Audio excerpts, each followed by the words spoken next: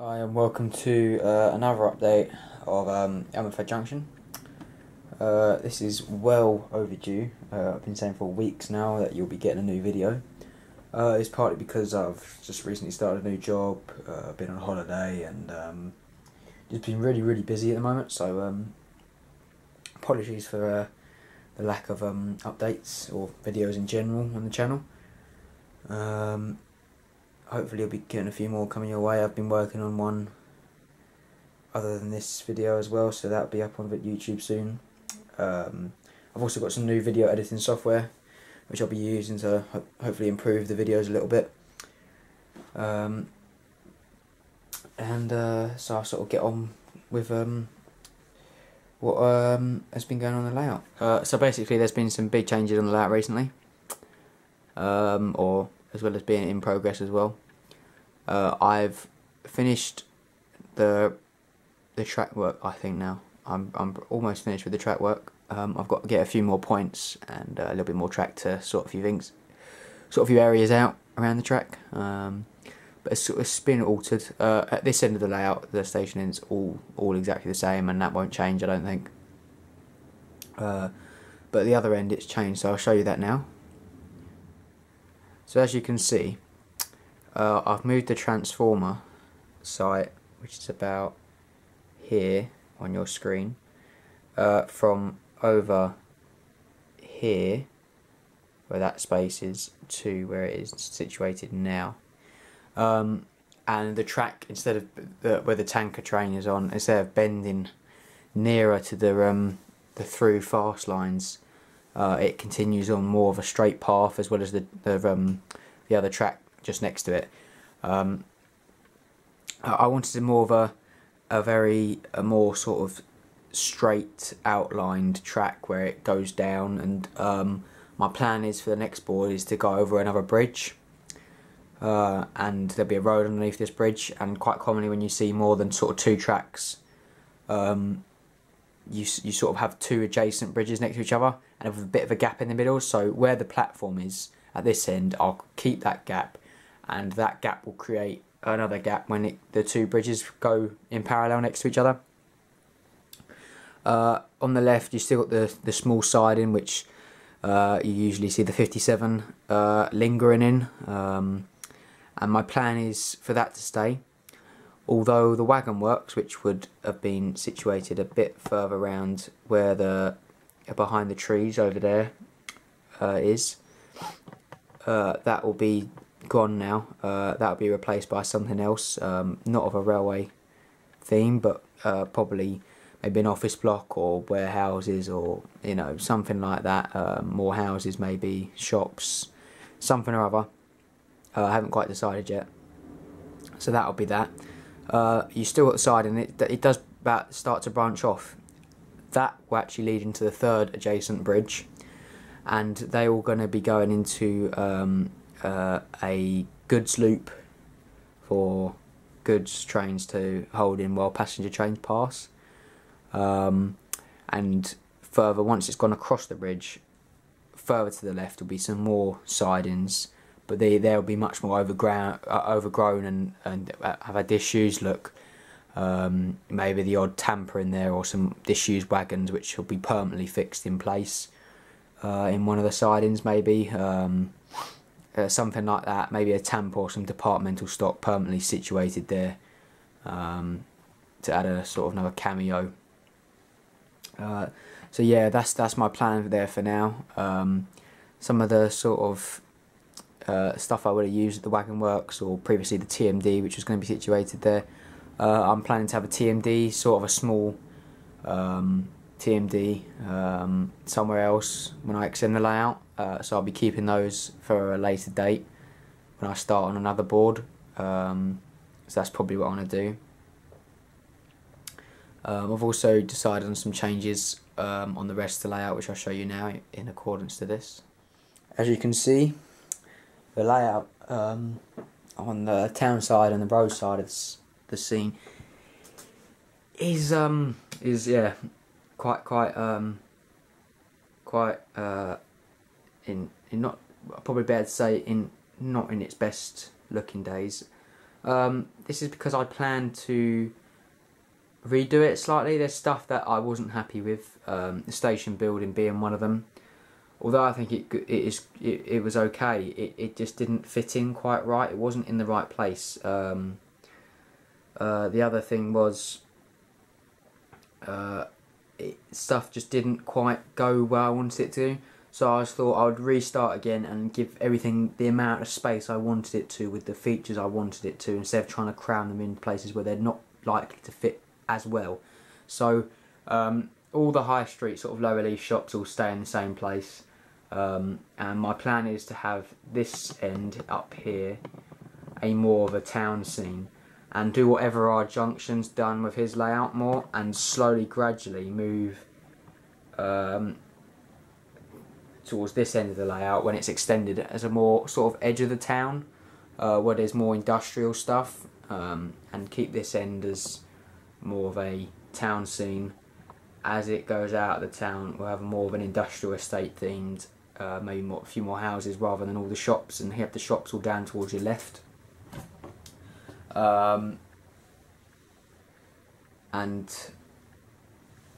so yeah, have some more shops down to the left, and as well, I will be, as well as this, I'll be removing the warehouse area. I really liked my warehouse area with the two buildings, which are painted in a sort of identical look, but I just found it was too small. When I started sort of, if you want to call it, playing with the trucks and sort of doing lifelike sort of movements of the trucks, it just didn't seem like it had enough space. So what I thought I would do, this time in sort of inspired by Glebro Junction, was sort of to do something a bit more bigger. And Glebro Junction, Terry at Glebro Junction has a fantastic warehouse unit there for, I think it's a Turner's one. I'm not going to be doing a Turner's one, and I won't be building it myself or scratch building it, but I will be having a bigger area, so I can have a bit more of a proper warehouse sort of yard, and that'll be towards the other end of the layout when it's built. So same sort of thing again. I can have probably the best way of putting it is have a bigger size area, and having it flowing more with the industrial scene on the edge of the town rather in the centre of the town. So that's my idea behind that. I will be placing this area, I think, with possibly the station entrance or the new station building. I'm not quite sure yet how it's going to be. I might do an over road across the railway at the end towards this sort of side here, and have it diagonally going across. I might do that, or I might just have it on the ground level down here somewhere, and having it connecting on sort of around this area of this platform, which I still haven't painted yet, which I'm meaning to get round to. So yeah, that's the sort of plan for that. I'm not sure how it's going to go yet. Next up is the sort of bus station. I really liked the bus station and I thought it was really good, but I just think it's a bit too much. I'm planning to sort of replace it with sort of just a couple of bus stops and a taxi rank.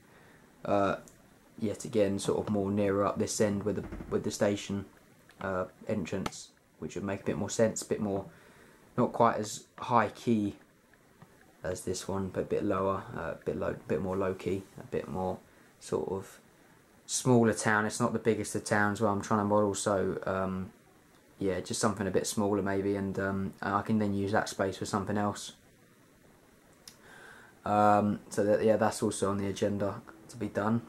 So that are my sort of plans. So what I'll do now is get onto some new stuff I've bought over the last sort of month or so, and explain what I've got in store for them. What we have here is the porter cabin. It's from Hornby Scaled Air Range. It's quite old item, picked up really cheap when I was on holiday in Devon, and yeah, it's probably going to be repainted and weathered, but it will do for now, and it's just situated in network rail yard, which I'm still doing. Whether this will stay the same, I don't know yet. So yeah, that's still there at the moment, but I don't know what's in store for this. But this will stay. There will be a small network yard rail area like this somewhere on the layout, and it will feature this and a few network rail vans. But whether it will stay here at the moment, I don't know. Sort of depends on what other plans I've got, which are what I do with the main town scene area. So yeah, that's one of the first additions. Next up is this ambulance. Got it from Oxford Diecast, a couple of quid, not that expensive, and yeah, it looks really good. So I'll feature that somewhere on the high street.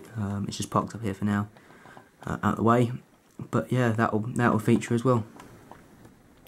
We also have a new addition to the tanker rake. It's a PCA. It's the straight version made by Bachmann. Here's one of the Hornby, or some of the Hornby ones here. But these are the V versions, I think they're referred to as.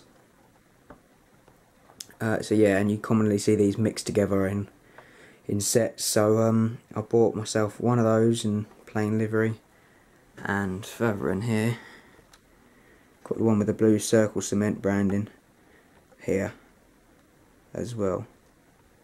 Quite expensive, they're about £16 each, but I need them to complete this rake, so that's what I've done. Probably get a few more. There is a weathered version which I need to get as well, which didn't have in the shop at the time, so I'll get those soon as well. Here we got some ratio line side fencing, and it's just the slopes and the ramps for the station with some gates, which I'll be using in and around the station really. Only a couple of quid, so I got those for that sort of reason, to go around the station. Some more ratio modern wooden fencing, just like the fencing we've got here. Just to add some more really for that platform there and wherever else we need it, and maybe the small through station to add to that as well. We also got some wheels fencing. This is just feather edge fencing. You usually see it on the side of railways sometimes.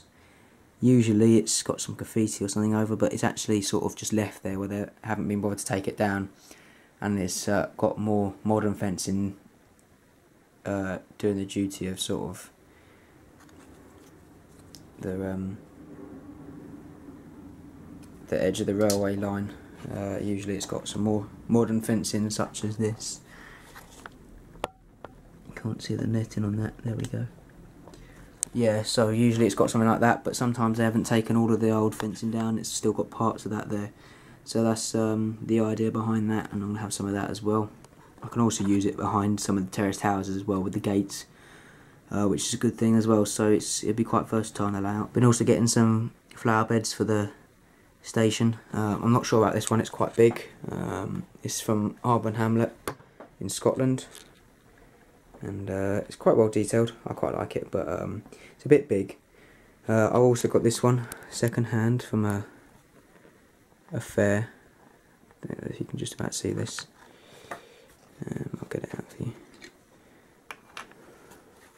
So yeah, it's a very similar sort of thing. So that's everything. I'd like to thank all the subscribers, likes, comments, etc. Keep them coming. I love talking about my railway with all you enthusiasts over the internet on YouTube. I love sharing comments and stuff with all you, as you probably know. So keep them coming. I appreciate the support. I'm hoping I can touch 500 subscribers soon. I think I'm on the way. So thank you to all of you who subscribed. And I'll be doing a sort of special video when that happens, hopefully. Well, if it happens. So yeah, so watch out for that. And I've also got a new video coming out soon, as I revisited the South Devon Railway recently, so that'll be out. But I'm doing something a bit special with that, a few special effects in that, so I'm taking my time with that, so that should be out soon. And yeah, that's it, that's everything. Thanks.